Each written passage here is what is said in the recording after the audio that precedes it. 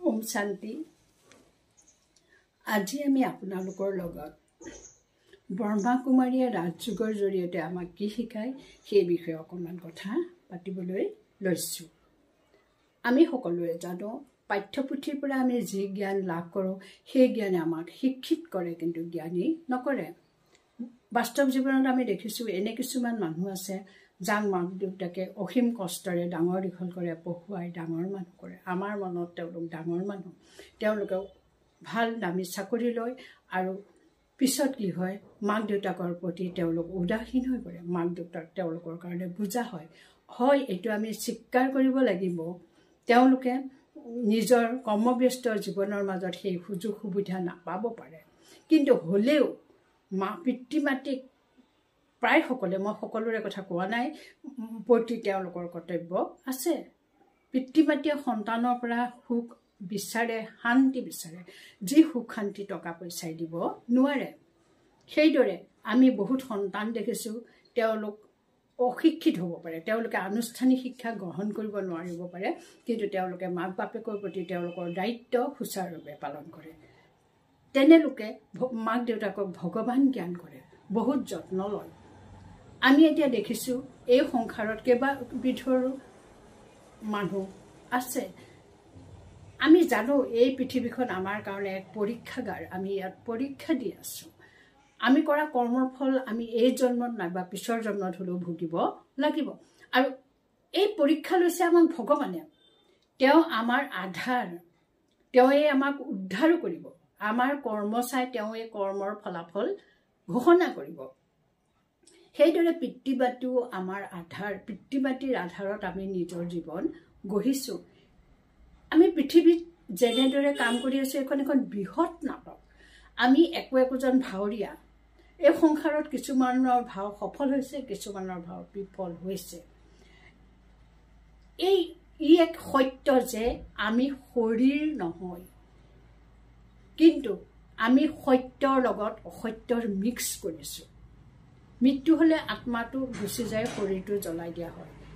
এই শৰীৰটো আমাৰ কাৰণে অসত্য, কাৰণ আমি শৰীৰটোক সত্য বুলি ভাবি শৰীৰটোৰ কাৰণেই আমাৰ সা সম্পত্তিৰ প্ৰতি আমি গদগদ হৈ আমি কি কৰিছোঁ, বেয়া কাম কৰিছোঁ, দুৰ্নীতি কৰিছোঁ। কিন্তু আমি এই কথা নাভাবিলে নহ'ব যে আমি এক চৈতন্য শক্তি। সৰ্বশাস্ত্ৰ শিৰোমণি শ্ৰীমদ গ্ৰন্থৰ গীতা গ্ৰন্থৰ 2য় অধ্যায়ৰ সাংখ্য যুগত গীতাৰ ভগৱানে অৰ্জুনক দহাই দহাই কৈছে, আত্মীয় স্বজনৰ বিয়োগত তুমি কি কৰিছে, দুখ কৰি লাভ নাই, কাৰণ আত্মা অবিনাশী, নিত্য। শৰীৰটোহে নষ্ট হয়, আত্মা নষ্ট নহয়। তোমাৰ পিতামহসকল, গুৰুসকল আকৌ নতুনসকলে আকৌ বেলেগ শৰীৰ ল'ব, নতুন বস্ত্ৰ ধাৰণ কৰিব, নতুনকৈ তেওঁলোকৰ জন্ম হ'ব। এই গীতাৰ গ্ৰন্থত ভগৱানে আমাক বুজাই দিলে যে পৃথিৱীখন আমাৰ কাৰণে অসত্য। ইয়াৰ সৰ্জনকৰ্তা হ'ল ভগৱান, পৰমাত্মা ভগৱানে। তেওঁ নিজেই কৈছে শ্ৰীমদ ভাগৱত গীতা গ্ৰন্থৰ 9ম অধ্যায়ত 8 নম্বৰ শ্লোকত কৈছে যে নিজৰ মায়াৰ বলত প্ৰকৃতিৰ অধীনত থকা প্ৰাণীসমূহ তেওঁ নিজেই উৎপন্ন কৰে। এই কথা অৰ্জুনক বুজাইছে। আৰু কল্পান্তৰ অৰ্থত এই প্ৰাণীসমূহ তেওঁতে লয় হ'ব।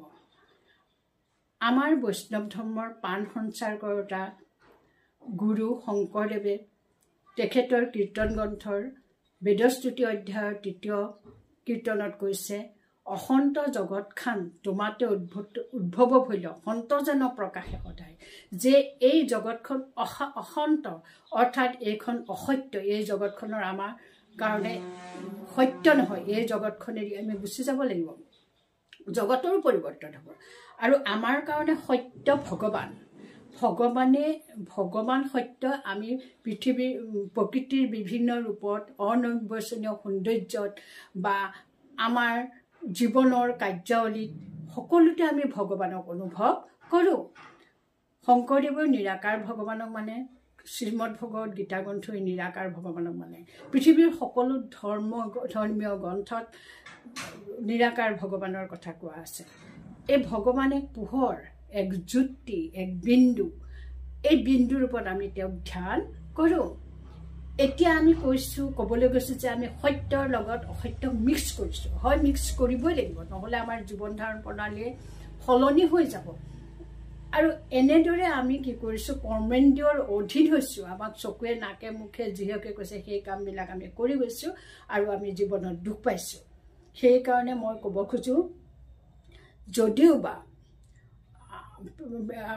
স্কুল কলেজ বিশ্ববিদ্যালয়ত আমি আধ্যাত্মিক জ্ঞানৰ শিক্ষা পোৱা নাই কিন্তু আধ্যাত্মিক জ্ঞান আমাৰ কাৰণে অতি জৰুৰী প্ৰত্যেক দিনে আমি আধ্যাত্মিক জ্ঞানৰ ইনজেকশ্যন ল'ব লাগে তেতিয়াহে আমি স্বাস্থ্যৱান হওঁ ই আমাৰ মনৰ শিক্ষা আমি আমাৰ ঘৰত গীতা পাঠ কৰোঁ প্ৰাৰ্থনা কৰোঁ নামঘৰত বা সত্ৰানুষ্ঠানত ভাগৱত পাঠ কৰা হয় সেইদৰে নানা ধৰ্মালোচনী সভা পতা হয় পূজা পাতল কৰা হয় আৰু সেই তাত যিখিনি আমাক উপদেশ দিয়ে সেই উপদেশখিনি আমি এক নিৰ্দিষ্ট সময়ৰ কাৰণেহে মনত ৰাখোঁ যেতিয়া আমি সেই ধৰ্মালোচনী সভাৰ পৰা ওলাই আহোঁ তেতিয়া আমি এই সকলোখিনি লাহে লাহে পাহৰি যাওঁ যদিহে আমি আমাৰ অনুভৱখিনি আমি যি শিকিলোঁ সেইখিনি আমাৰ ব্যক্তিগত জীৱনত বা সমাজত বা পৰিয়ালত প্ৰয়োগ কৰোঁ তেতিয়া আমাৰ জীৱনটো অতি সুন্দৰ হৈ পৰিব আমি দেখিছোঁ সত্যৰ কাৰণেই মহাভাৰতৰ যুদ্ধত পাণ্ডৱৰ জয় হ'ল অসত্যত অৱলম্বন কৰি লোৱাৰ কাৰণে কৌৰৱৰ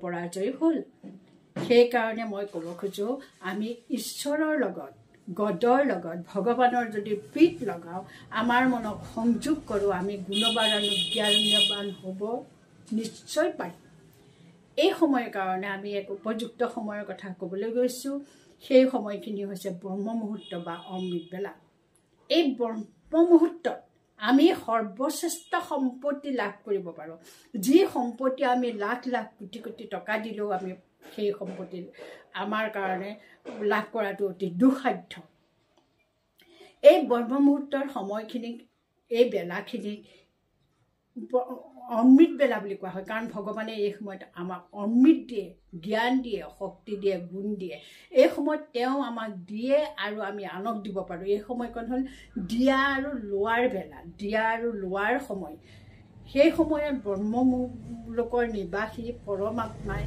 আমাক শক্তি দিব আমাক ভাগ্যৰূপী অমৃত দিব সেই অমৃত আমি ল'বত জানিব লাগিব আমি জানো আমাৰ মনে বুদ্ধিক পৰিচালিত কৰে বুদ্ধিয়ে সংস্কাৰৰ দ্বাৰা কামবোৰ কৰে এই বুদ্ধি এটা কলহ এই কলহটোত আমি ভাল বেয়া অসংখ্য সংস্কাৰ অসংখ্য কথা পজিটিভ নিগেটিভ গোটেইখিনি ভৰাই থৈছোঁ এতিয়া আমি অমৃত লোৱাৰ সময়ত অমৃত গ্ৰহণ কৰাৰ সময়ত বুদ্ধিৰূপী এই কলহটো পৰিষ্কাৰ কৰিব লাগিব তাৰ কাৰণে আমি এটা চুইচ টিপিব লাগিব সেই চুইচটো হৈছে স্মৃতি চুইচ আমাৰ স্মৃতি কি আমি আমাৰ পৰমাত্মা আমাৰ পিতা আমি তেওঁৰ সন্তান পিতাৰ লগত আমি ব্ৰহ্ম মুহূৰ্তত তেওঁক স্মৰণ কৰিছোঁ এই স্মৰণ কৰা স্মৃতি মনলৈ অহা এই যুগ ইয়ে সংযোগ আমি চুইচ অন কৰিলোঁ লগে লগে আমাৰ মনে আমাৰ আত্মাই আমাৰ মনে গৈ তেওঁৰ লগত আমাৰ সংযোগ ঘটালে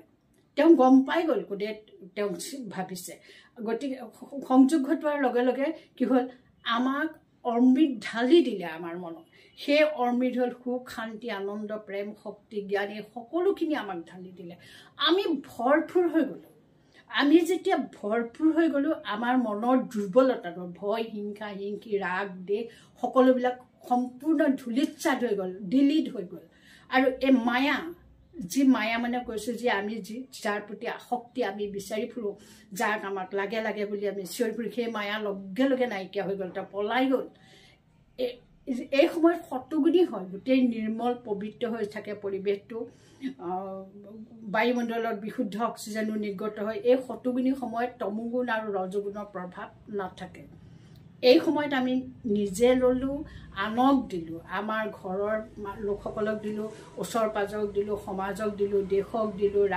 সকলোকে এই আমি যিখিনি গুণ ল'লোঁ সেইখিনি আমাৰ আত্মাৰ পৰা বিচ্ছুৰিত হৈ গ'ল সূৰ্য ৰশ্মিৰ দৰে গোটেই বায়ুমণ্ডলত বিয়পি পৰিল আৰু তাৰ সেই সময়তে কি কৰে যিসকল লোক শুই আছিলে যাৰ মানে এইবিলাক বিচাৰে তেওঁলোকে গ্ৰহণ কৰি ল'লে গতিকে মই ক'ব খোজোঁ অমৃত বেলা হ'ল শ্ৰেষ্ঠ বেলা এই সময়ত আমাৰ সৃষ্টি শ্ৰেষ্ঠ হয় আৰু আমি এই বেলাতে এই সুন্দৰ সময়তে আমাৰ দিনৰ প্ৰগ্ৰেমবোৰ কৰি পেলালোঁ আমি আজি দিনত কি কৰিম কলৈ যাম আমাৰ কাৰ্য প্ৰণালী কেনেকুৱা হ'ব এই সকলোখিনি কৰি পেলাই আমি আমাৰ দিনটো কাম কৰি গ'লোঁ এইদৰে আপোনালোকে অমৃত বেলা মনত এক সংকল্প লৈ ভগৱানক চিন্তা কৰি ঈশ্বৰক চিন্তা কৰি সেই সংকল্প বিলাই দিয়ক অলপ দিনৰ পিছত আপোনালোকে চাব আপোনালোকৰ লগতে আপোনালোকৰ সকলো যাক যাক বিলাইছিলে জীৱনবোৰ কেনে মধুময় হৈ পৰে আজি অমৃত বেলাত মই লোৱা সংকল্প হ'ল মই মাষ্টাৰ সৰ্বশক্তিমান আত্মা মই এক মহান আত্মাৰ দায়িত্বৰে মই আজি দিনবোৰ কৰি দিনৰ কামবিলাক কৰি যাম ধন্যবাদ ওম শান্তি